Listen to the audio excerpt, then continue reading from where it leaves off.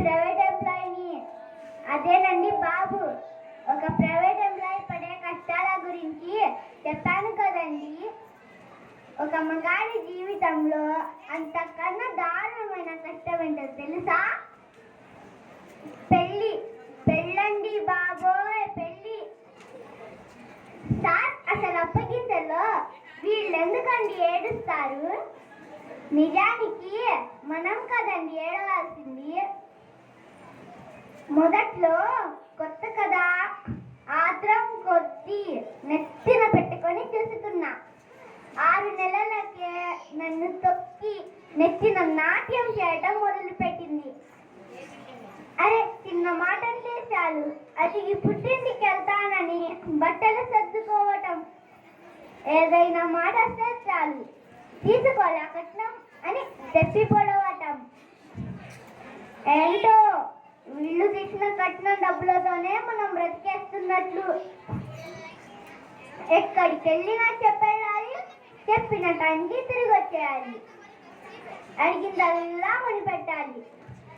అడ్డమైన యాప్లన్నీ వచ్చాయి. ఆ ఫోన్ చేతిలో పెట్టుకొని నచ్చినవన్నీ బుక్ చేసి ఆ వారాల అబ్బాయి దగ్గర మనల్ని బుక్ చేస్తారు. మన కర్మకాయి.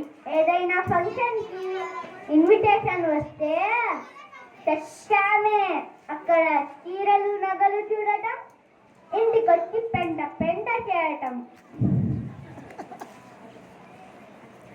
ఇదంతా ఒక ఎత్తు అయితే, ఈ టార్చర్లో పీక్స్ ఏంటో తెలుసా? అత్తా కోడళ్ళ చాడీలు. మనల్ని ఆలోచనల ఉప్పెనలో ముంచి వీళ్ళు మాత్రం ఉప్పెన సీరియల్ చూస్తారు.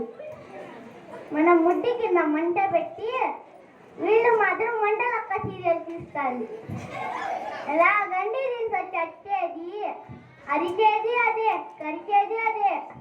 నేనేదో దీన్ని రాత్రి రంపాన పెడుతున్నట్లు శోకాలు పెడుతూ బయటికి వెళ్తుంది.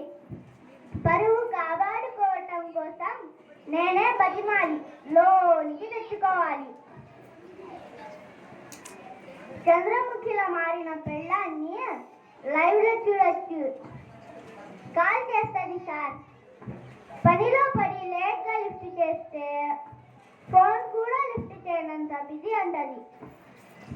దీంతో ఎందుకులే గొడవ అని తొందరగా లిఫ్ట్ చేస్తే ఆఫీస్ లో పని మానేసి ఫోన్ ఏం చేస్తున్నారు అని ఆరాలు. ఆలి కాదండి బాబోయ్, ఇది అనకొండ.